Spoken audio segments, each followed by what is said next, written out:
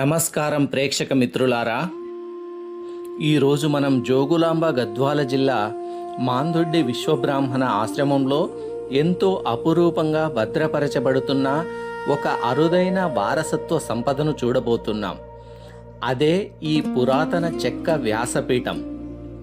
మొదట చూస్తే ఇది ఒక సాధారణ చెక్కపీఠంలా అనిపించవచ్చు, కానీ దీని వెనక ఉన్న శిల్పకళ, ఆధ్యాత్మికత, గురు పరంపర ఎంతో గొప్పవి. ఈ వ్యాసపీఠం పూర్తిగా చెక్కతో తయారైంది. ఇందులో కనిపించే ప్రతి భాగాన్ని ఎంతో ఓర్పుతో, కొలతలకు కట్టుబడి చేతి పనితో తీర్చిదిద్దారు.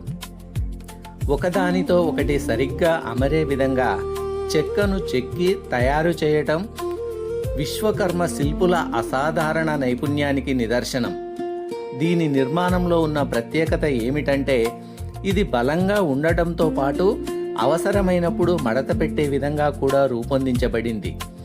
ఒక్క మేకు లేదా ఆధునిక యంత్రాల సహాయం లేకుండా చెక్క భాగాలే పరస్పరం బిగుసుకునేలా చేసిన తీరు మాందొడ్డి విశ్వబ్రాహ్మణుల ఇంజనీరింగ్ జ్ఞానాన్ని తెలియజేస్తుంది. ఇది జ్ఞానానికి ప్రతీక, గురు పరంపరకు గుర్తు. మాందొడ్డి విశ్వబ్రాహ్మణ ఆశ్రమంలో ఈ వ్యాసపీఠాన్ని అత్యంత గౌరవంతో సంరక్షిస్తున్నారు.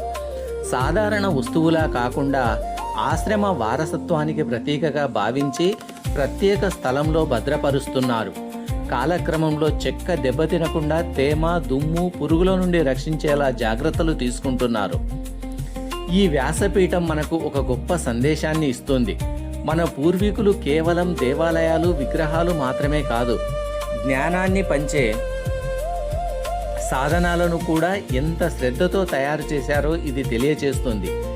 ఇలాంటి అరుదైన పురాతన వస్తువులను సంరక్షించడం అంటే మన సంస్కృతిని, మన చరిత్రను, మన గురు పరంపరను భావితరాలకు అందించడం.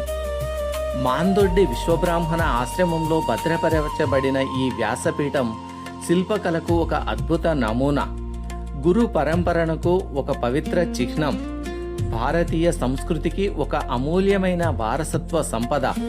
ఇలాంటి ఆధ్యాత్మిక, చారిత్రక విశేషాల గురించి మరిన్ని వీడియోలు చూడాలనుకుంటే నా ఛానల్ను సబ్స్క్రైబ్ చేయండి. ఈ వీడియోను షేర్ చేయండి. ధన్యవాదాలు.